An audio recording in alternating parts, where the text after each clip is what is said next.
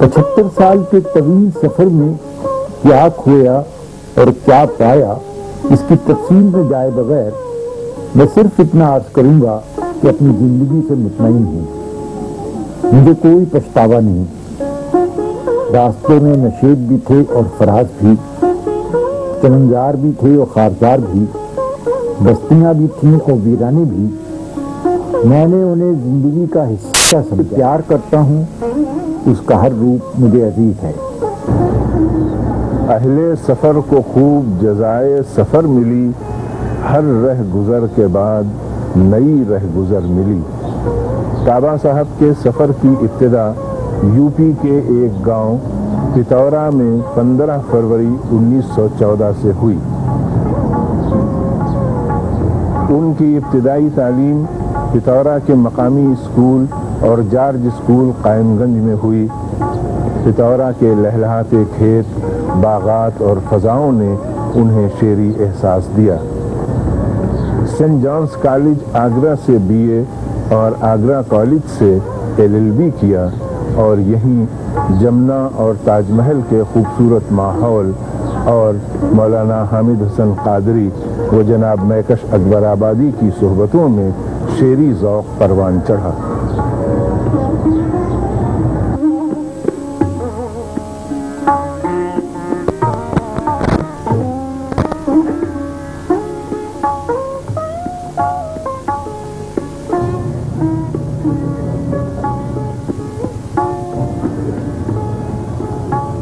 کعبہ صاحب، آپ نے اپنا شعری سفر کب شروع کیا اور کن اثرات کے تحت شروع کیا؟ شریف میں شعر تو کہنے لگا تھا کالج میں، لیکن سنجیدگی کے ساتھ تحریر بہت لکھتا رہتا تھا۔ سنجیدگی کے ساتھ شعر میں نے کہنا شروع کیا سن 41 سے، کالج چھوڑنے کے بعد۔ کیا آپ کو اپنا پہلا شعر یاد ہے؟ آپ نے وہ پیروڈی کی شکل میں کہا ہو یا غزل یا اس میں؟ پہلا شعر تو یاد نہیں ہے، 40-50 سال کی بات ہے، تو اس کا شعر کہاں یاد ہوگا، یاد نہیں۔ کعبہ صاحب، وکالت کرنے کے بعد آپ بمبئی تشریف لے گئے تھے، اور بمبئی میں آپ کا قیام کرشن چندر کے یہاں تھا۔ بمبئی جانے کا کیا سبب تھا؟ یعنی آپ نے وطن کیوں چھوڑا؟ کیا اسباب سے جس کی بنا پر آپ کو بمبئی جانا پڑا؟ بھائی، یہ ذرا لمبی کہانی ہے۔ میں ایک کھاتے پیتے ذمہ دار گھر میں پیدا ہوا تھا۔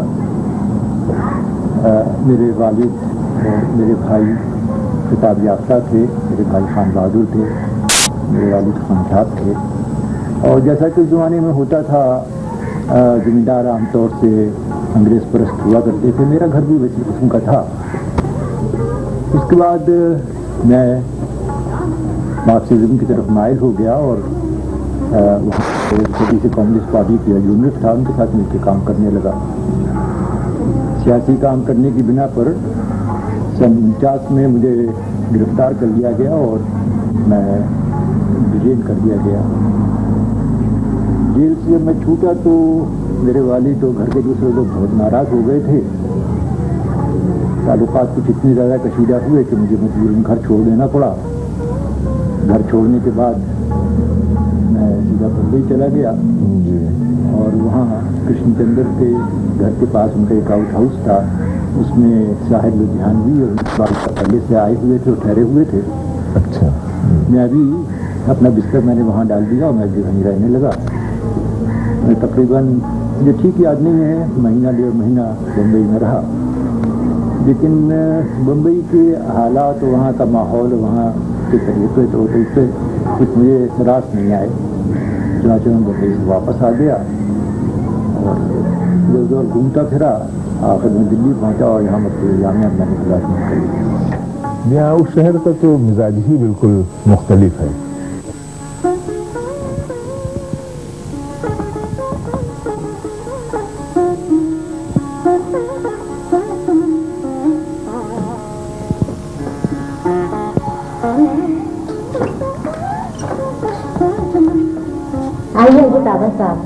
मैं आपको याद ही कर रही थी, तशरीफ लाइए।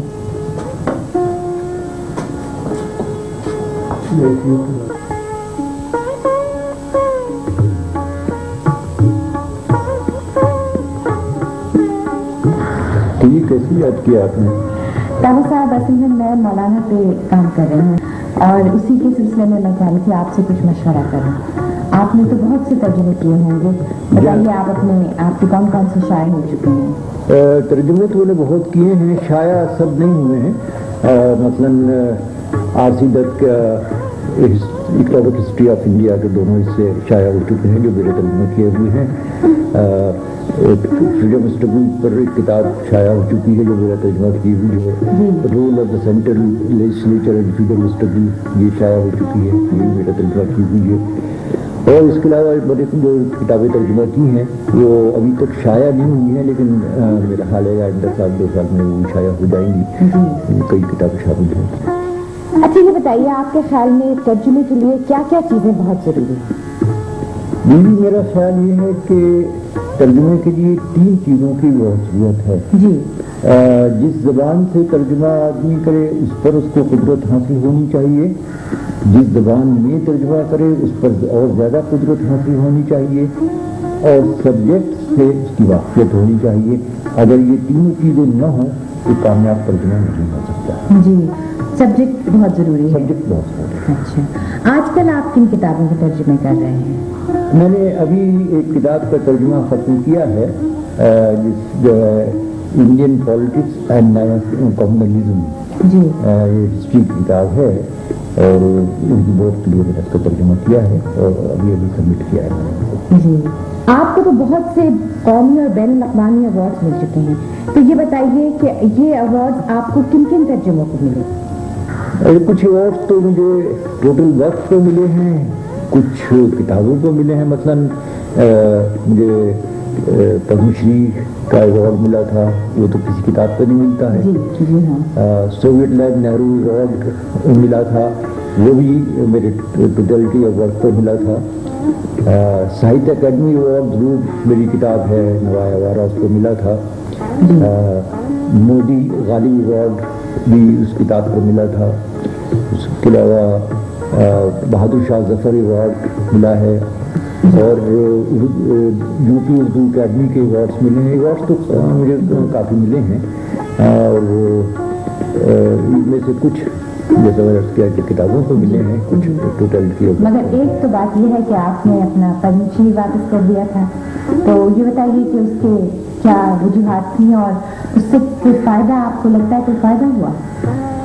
फ़ायदा नुकसान तो मुझे नहीं मालूम है, लेकिन मेरे सामने और कोई रास्ता भी तो नहीं था। मुझे पद्मश्री का अवार्ड मिला था सन 71 में और 78 में, सन 78 में आपको याद होगा कि सेंटर में जनता हुकूमत थी। इस ज़माने में अलीगढ़ में बहुत बड़ा हिंदू मुस्लिम राइट हुआ था जो शायद पहली दफ़ा थी कि वो कई महीने तक जलवा चलता रहा। उस राइट के ताल्लुक से जनता हुकूमत का रवैया कुछ बहुत मनफी था और मुझे उनकी पॉलिसी से सख्त इख्तिलाफ था, उनका रवैया बहुत मनफी था और मैं उसके खिलाफ एहतजाज करना चाहता था।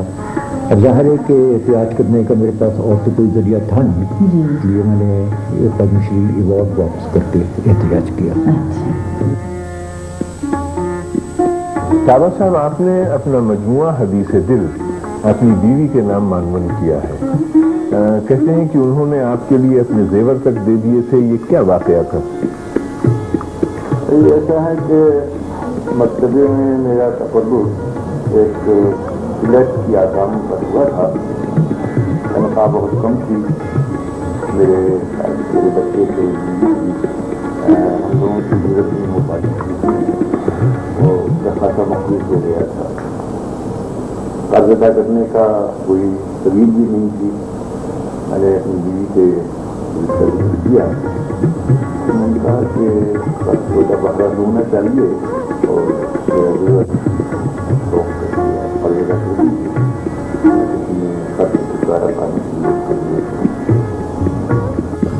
बाबा साहब, आपका घराना बड़े जमींदारों का घराना था اور خاصے خوشحال لوگ تھے، پھر آپ کو زندگی میں اس قدر جدوجہد کیوں کرنی پڑی؟ یہاں میرے والد خاصے بڑے ذمہ دار تھے، لیکن جب میں نے گھر چھوڑ دیا اور اپنے گھر سے ناطہ توڑ لیا تو پھر اس ذمہ داری سے ہی میرا ناطہ ٹوٹ گیا، اور یہاں میں نے جب دلی میں زندگی شروع کی تو یہاں تو ایک محنت کش کی زندگی تھی میری، اور محنت کشوں کو جس طرح سے جدوجہد کی زندگی گزارنی پڑتی ہے اسی قسم کی زندگی میں نے بھی گزاری، مجھے اس کے علاوہ میرے سامنے کوئی اور راستہ ہی نہیں تھا۔ صاحب آپ جرمنی کی تشریف لے گئے تھے اپنے سفر کے دوران، کس زمانے میں آپ جرمنی تشریف لے گئے تھے اور کس سلسلے میں؟ ایسا ہے کہ مکتبہ جامعہ میں میں ترقی کر کے جنرل مینیجر بن گیا تھا، تو سن 65 میں مکتبے کی طرف سے مجھے مغربی جرمنی بھیجا گیا تھا بک پروڈکشن کے ایک شارٹ کورس کرنے کے لیے، جو میں نے وہاں برنشوائک کے ایک شہر ہے وہاں ایک شارٹ کورس کیا تھا اور اس کی ٹریننگ لی تھی، اور اس کیونکہ جرمنی پہنچی گیا تھا تو وہاں سے پھر میں نے پورے یورپ کا دورہ کیا، انگلستان، فرانس اور اٹلی اور سوویت یونین سب میں گھومتا ہوا واپس ہندوستان آ گیا۔ کعبہ صاحب آپ نے تو بہت سفر کیے، جرمنی کے علاوہ کن ملکوں میں آپ کا جانا ہوا اور انہیں کیسا پایا آپ نے؟ یہ میں نے سفر تو بہت کیے ہیں، جرمنی کے علاوہ Hindustan, France, Italy, Soviet union, مزید کے کئی ملکوں میں گیا ہوں، کافی اس سے دیکھے ہیں میں نے ایشیا، افریقہ اور یورپ میں۔ سر بہت دنوں سے آپ کا کوئی کلام سننے کا شرف حاصل نہیں ہوا، کیا اس وقت زحمت کریں گے کچھ بھائی آپ کے حکم کی تعمیل کروں گا ضرور میں، یہ وزن پیش کرتا ہوں کہ رہگزر ہو یا مسافر، رہگزر ہو یا مسافر، نیند جس کو آئے ہے، رہگزر ہو یا مسافر، نیند جس کو آئے ہے، گرد کی میلی سی چادر اوڑھ کے سو جائے ہے۔ کیا اچھا مطلب، واہ واہ۔ سنیے کہ قربتیں ہی قربتیں ہیں، دوریاں ہی دوریاں، قربتیں ہی قربتیں ہیں، دوریاں ہی دوریاں، آرزو جادو کے صحرا میں مجھے دوڑائے ہے۔ وقت کے ہاتھوں ضمیر شہر بھی مارا گیا، وقت کے ہاتھوں ضمیر شہر بھی مارا گیا، رفتہ رفتہ موج خون سر سے گزرتی جائے ہے۔ میری آشفتہ سری وجہ شناسائی ہوئی، میری آشفتہ سری وجہ شناسائی ہوئی، مجھ سے ملنے روز کوئی حادثہ آ جائے ہے، مجھ سے ملنے روز کوئی حادثہ آ جائے ہے، اور یوں تو ایک حرف تسلی بھی بڑی شے ہے مگر، یوں تو ایک حرف تسلی بھی بڑی شے ہے مگر، ایسا لگتا ہے وفا بے آبرو ہو جائے ہے، نازک بات ہے، ایسا لگتا ہے وفا بے آبرو ہو جائے ہے، اور زندگی کی تلخیاں دیتی ہے خوابوں کو جنم، زندگی کی تلخیاں دیتی ہیں خوابوں کو جنم، تشنگی صحرا میں دریا کا سنا دکھلائے ہے، کس طرح دستے ہنر میں بولنے لگتے ہیں رنگ، کس طرح دستے ہنر میں بولنے لگتے ہیں رنگ، مدرسے والوں کو تاباں کون سمجھا پائے ہے۔ عذرا شاعروں کے بارے میں مشہور ہے کہ وہ بڑے لاؤبالی ہوتے ہیں، بعض لوگوں کا خیال ہے کہ شاعر ایب نارمل ہوتے ہیں، تمہارے والد تو بہت بڑے شاعر ہیں، تم نے انہیں گھر کے معاملات میں اور گھر کے افراد سے تعلق میں کیسا پایا؟ ہمارے والد हम लोगों के लिए शायद की हैसियत से हमारे ख़ानदान पर नहीं हावी है। हमारे लिए बहुत ही मोहब्बत करने वाले बाप रहे, बहुत दोस्त की हैसियत से रहे हमारे लिए, और हमारे बच्चों के लिए उससे ज़्यादा अच्छे नाना और दादा साबित हुए हैं, और बहुत ज़्यादा मोहब्बत करते हैं। दोस्ती का उन लोगों से जिनका रवैया है, बल्कि उन लोगों की जो हॉबीज़ हैं उनमें वो दिलचस्पी लेते हैं, लोग देखते हैं, उनकी काफ़ी चीज़ें में दिलचस्पी हम लोगों से ज़्यादा ली है उन्होंने। हम लोगों की तरबियत में अब्बा का रोल यही रहा है कि वो उन्होंने मुझे बहुत ही खुला माहौल दिया है, बहुत हम लोगों के साथ दोस्ताना रवैया रखा है, हमारे धर्म को खुला छोड़ दिया है। और अम्मी का उसके साथ साथ ये था कि अम्मी ने हमारी तालीम में, हमारी और दुनियादारी की चीज़ों में इसलिए हमारे तरबियत की। मुझे लगता है ऐसा है, मैं कभी अब्बा की अम्मी के बाद से नहीं कि लगता है हम लोगों ने तय कर दिया था कि हमारी शख्सियत के एक हिस्से को अम्मी डेवलप करेंगी और दूसरे की नशोनुमा हमारे अब्बा करेंगे। दावा साहब, आप शायरी के अलावा उर्दू और अंग्रेज़ी के अखबारात में आज के असली मसाइल पर मज़ामीन का भी बराबर लिखते रहे हैं। आखिर ये मज़ामीन का सिलसिला शुरू कब हुआ और किन मौज़ूआत के बारे में आप ज़्यादा फिक्रमंद रहे हैं जिन पर आपने लिखा है इस बीच? जी हाँ, मैं अंग्रेज़ी में भी लिखता हूँ, उर्दू में भी लिखता हूँ, और मैंने तो सिर्फ अपने लिए एक ही मौजू का इंतखाब कर लिया है, और वो है फ़िरका परस्ती। बस महज फ़िरका परस्ती और फ़िरका परस्तों के ख़िलाफ़ लिखता हूँ, मुस्लिम फ़िरका परस्ती के ख़िलाफ़ भी और हिंदू फ़िरका परस्ती के ख़िलाफ़ भी।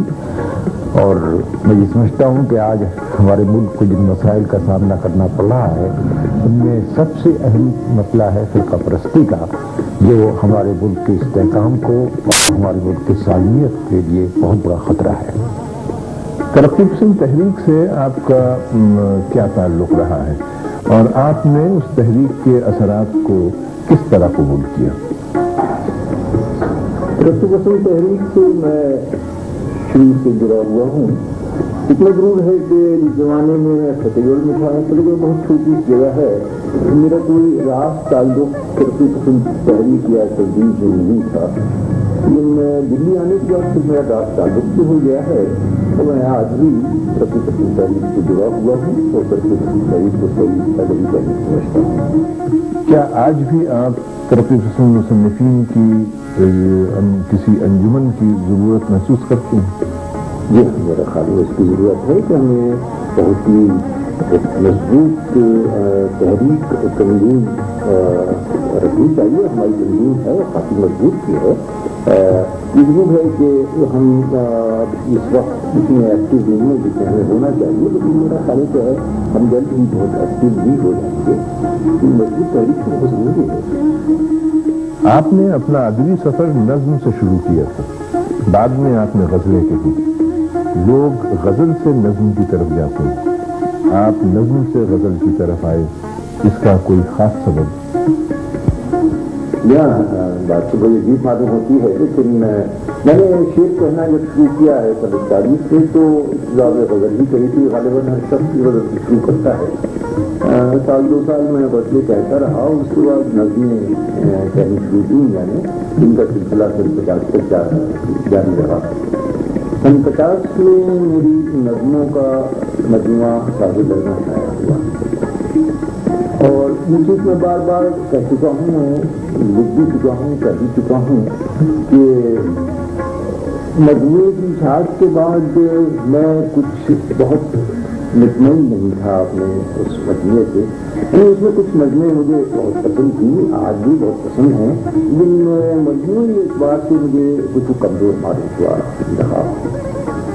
और मैंने 50 के बाद से करीब शेर कहना शुरू कर दिया, और मैं पढ़ता रहा अपने क्लास को। के बाद 53 से मुझे कुछ ऐसा महसूस हुआ कि मैं शायद नज़्म की बजाय गज़ल ज़्यादा बेहतर कर सकूँगा, और मैंने 53 से गज़ल कहनी शुरू की। 53 के अवाख़िर से, और मैं समझता हूँ कि मेरा ख्याल सही था, क्योंकि نظر میں میں سمجھتا ہوں کہ میرا کنٹریبیوشن نظر بھی ہے.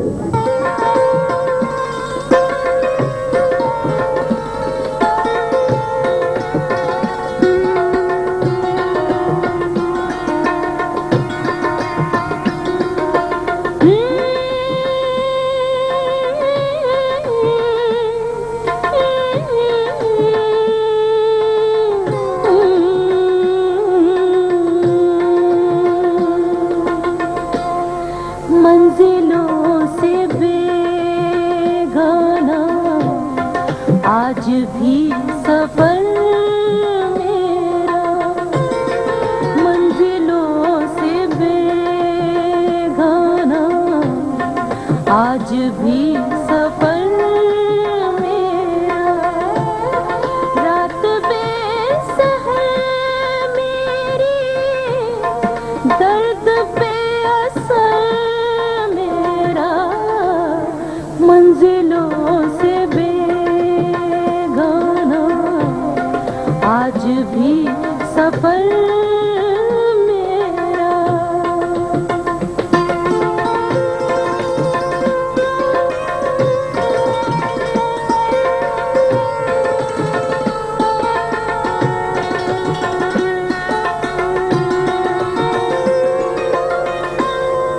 دور کم عیاری ہے، کچھ پتا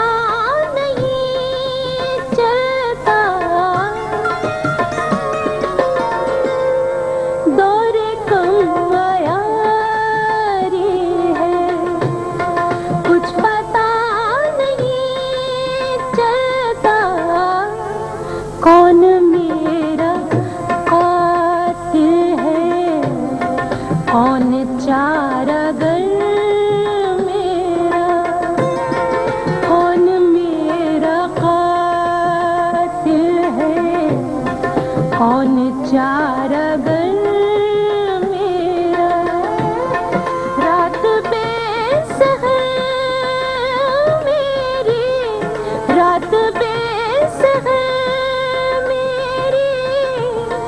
درد بے اثر میرا، منزلوں سے بیگانہ، آج بھی سفر میرا.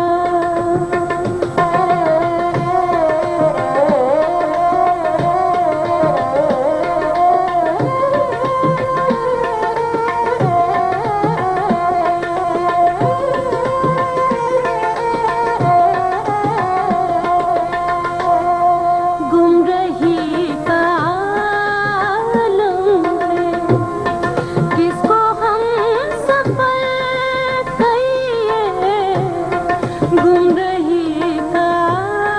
عالم ہے، کس کو ہم سفر کہیے، تھک کے چھوڑ بیٹھی ہے، ساتھ رہ گزر میرا، تھک کے چھوڑ بیٹھی ہے، ساتھ رہ گزر میرا، رات بے سحر میری، درد بے اثر میرا، منزلوں سے بیگانہ،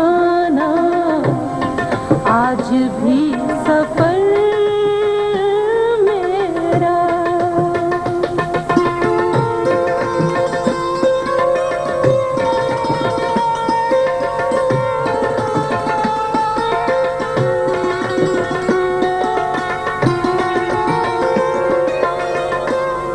کچھ بتاؤ تو آخر، کیا جواب دوں اس کو،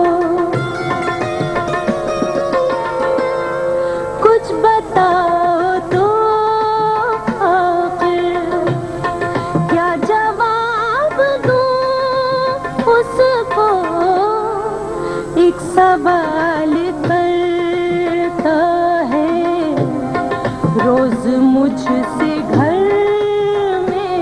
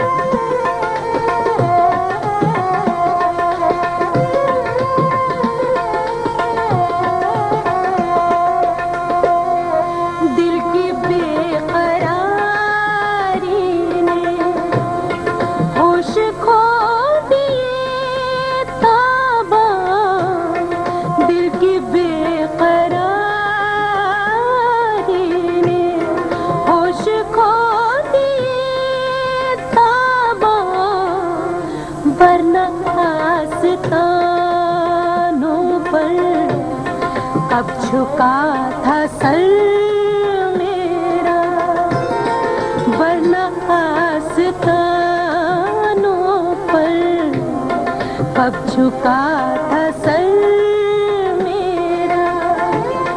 रात बेसहर मेरी दर्द पे असर मेरा, मैं बेगाना आज भी सफर मेरा, आज भी सफर मेरा, आज भी सफर मेरा।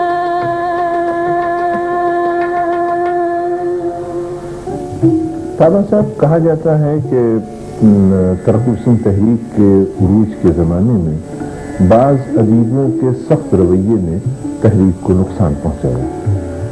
आपकी क्या राय है इसके बारे में? क्योंकि पहली चीज़ तो मुझे इससे इत्तेफाक नहीं है कि आज उरूज का ज़माना नहीं है, आज भी तरक़-उल-पसंद तहरीक के उरूज का ज़माना है। हाँ, इससे मुझे इत्तेफाक है कि हमसे कुछ गलतियाँ ज़रूर हुई हैं और हमें अपनी गलतियों का एतराफ़ खुल के कर लेना चाहिए, और हमने किया भी है, बार बार किया है। तहरीर में भी, तकरीर में भी हमने अपनी गलतियों का एतराफ़ किया है जो हमसे कुछ ज़माने में हुई थी। लेकिन गलतियाँ किससे नहीं होती हैं? कौन सी तहरीक ऐसी है जिसमें गलतियाँ नहीं हुई हैं? खुद हमारी आज़ादी की तहरीक में भी हमने गलतियाँ की हैं, तो वो कुछ गलतियाँ हमने ज़रूर की थी और जिसका हमने एतराफ़ भी किया है, और हम आइंदा के लिए अब हम समझते हैं कि इस गलतियों से हम बचे रहेंगे, तो इन गलतियों को भूल जाना चाहिए।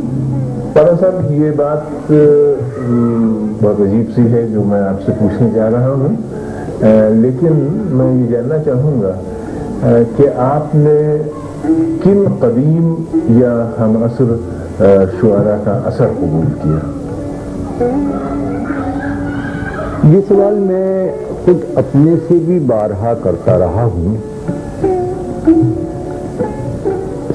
सन्नोस कॉलेज में जिस ज़माने में मैं ज़ेर तालीम था, मौलाना हामिद हसन कादरी मेरे उस्ताद थे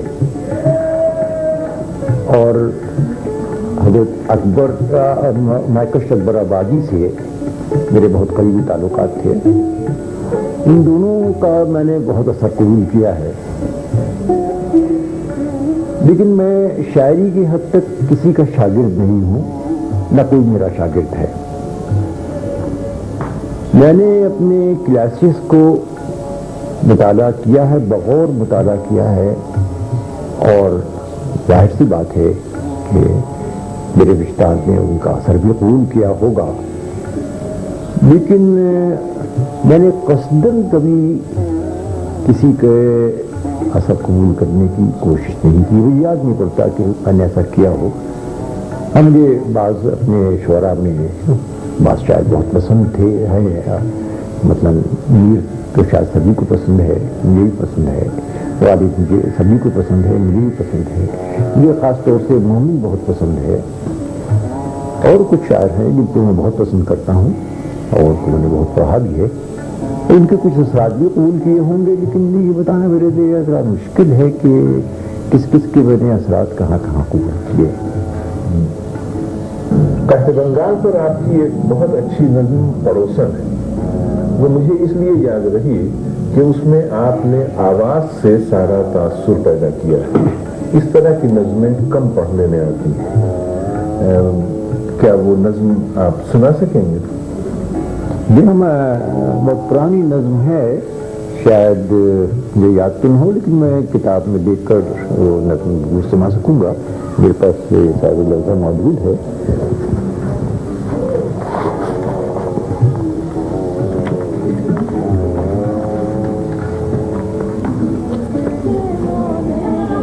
सिर्फ आवाज़ सुनी है उसकी,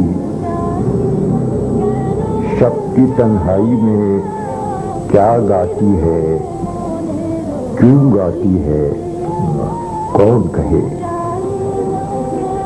जमजमा सोच भी है, साज भी है, پردے راز بھی غماز بھی ہے، کتنا غمگین ہے لہجہ اس کا، درد میں ڈوبا ہوا ایک تصویر سی کھل جاتی ہے، دشت بے آب و گیا اور سڑتی ہوئی گلتی ہوئی لاشیں ہر سمت، چیلیں منڈلاتی ہوئی، پنجے کھولے ہوئے پر تولے ہوئے وادی مرگ۔ اجنبی گیت بمو زیر کا ایک سیل رواں، جیسے سیاروں کا نغمہ کہ سمجھ بھی نہ سکوں۔ واہ واہ واہ، پوری تصویر اس نظم سے کھنچ جاتی ہے، اس سارے منظر کی۔ تارا صاحب، اردو زبان ہمارا مشترکہ سرمایہ ہے، یہ ہماری قومی یکجہتی کی علامت اور محبت کی زبان ہے، لیکن رفتہ رفتہ یہ زبان ایک حلقے میں محدود ہوتی جا رہی ہے۔ اس کا کیا سبب ہے اور آپ اس کے لیے کسے ذمہ دار سمجھتے ہیں؟ آپ نے بڑی اچھی بات کہی کہ اردو قومی یکجہتی کی علامت ہے، پیار و محبت کی زبان ہے، یہ واقعہ ہے۔ اردو کی نشو و نما میں مسلمانوں کے ساتھ غیر مسلموں نے بھی حصہ لیا ہے، نام گرانے کی ضرورت نہیں ہے، ان کے ناموں سے سبھی لوگ واقف ہیں۔ لیکن میں یہ ماضی کی بات نہیں کر رہا ہوں، آج بھی اردو کے لکھنے والوں میں غیر مسلموں کی تعداد اچھی خاصی ہے، اور وہ سب ہمارے اچھے لکھنے والوں میں ان کا شمار ہوتا ہے۔ لیکن اس کے باوجود کچھ لوگوں کو اصرار ہے کہ یہ مسلمانوں کی زبان ہے، تو ظاہر ہے کہ اب اس کا جواب تو کیا دیا جا سکتا ہے؟ اگر کوئی شخص کسی دلیل کو ماننے کے لیے تیار نہ ہو اور اپنی بات پر اڑے تو اس کی مجبوری ہے۔ اردو کے جہاں تک مستقبل کا تعلق ہے، کوئی زبان اس وقت تک زندہ مشکل سے رہ سکتی ہے جب تک وہ روزی روٹی سے جڑی ہوئی نہ ہو، اور اردو کو بدقسمتی سے روزی روٹی سے کاٹ دیا گیا ہے، جس کی وجہ سے اس کے مستقبل کے متعلق خدشات لوگوں کے دلوں میں پیدا ہو گئے ہیں، وہ بڑے حد تک صحیح بھی ہیں۔ لیکن میں ہمیشہ جد و جہد کا قائل رہا ہوں، میری پوری زندگی جد و جہد کی زندگی رہی ہے، اور میں سمجھتا ہوں کہ اردو کے لیے بھی ہمیں کسی سے بھیک نہیں مانگنی چاہیے، ہمیں جد و جہد کرنی چاہیے اس کو زندہ رکھنے کے لیے۔ اگر ہم جد و جہد کریں گے، اگر ہم اس کے لیے لڑیں گے تو اردو کو زندہ رکھ سکیں گے۔ صحیح ہے تارا صاحب۔ یہ ایک بات میں یہ پوچھنا چاہوں گا کہ اردو کی مقبولیت میں مشاعروں کا کیا حصہ ہے؟ مقبولیت میں شاید مشاعروں کا کچھ حصہ ہو، جس طرح سے کہ غزل گائکی کا بھی ہے حصہ اس مقبولیت میں، لیکن میں بہت صفائی کے ساتھ عرض کرنا چاہتا ہوں کہ مشاعروں کی افادیت کا میں قائل نہیں ہوں۔ میرا خیال ہے کہ اس سے ذوق کی تربیت کی بجائے تخریب ہو رہی ہے اور مشاعروں سے نقصان پہنچ رہا ہے۔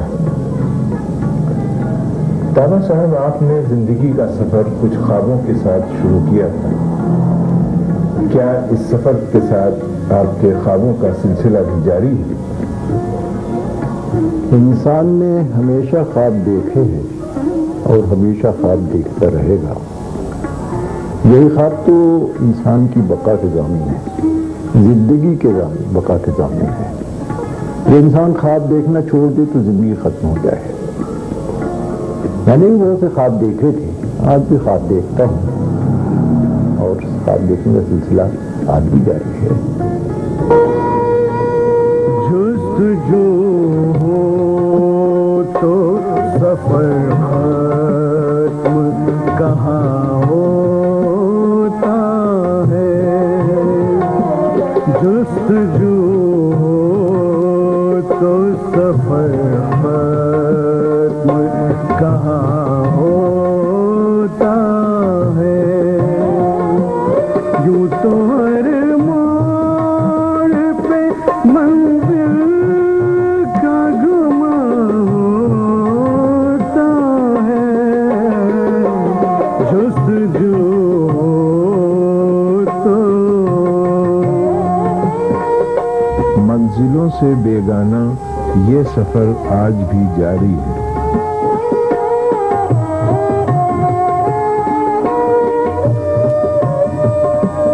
ऐसे लम्हे भी गुजरते हैं तेरी याद के साथ।